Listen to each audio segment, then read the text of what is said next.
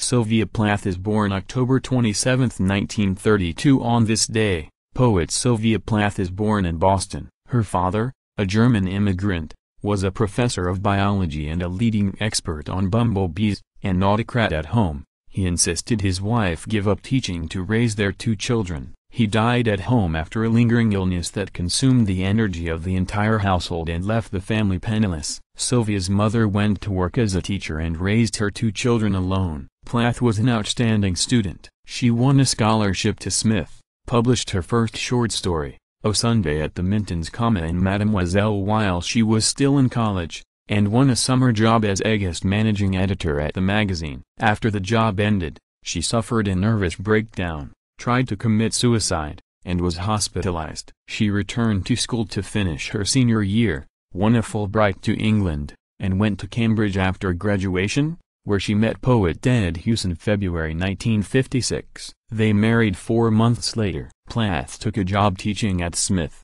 which she kept for a year before quitting to write full-time. She and Hughes lived in Boston, and she attended poetry workshops with Robert Lowell, whose confessional approach to poetry deeply influenced her. Hughes won a Guggenheim Fellowship in 1959 and the couple returned to England, where Plath had her first child. Her first poetry collection, Colossus, was published in 1960 to favorable reviews. The couple bought a house in Devon and had a second child in 1962.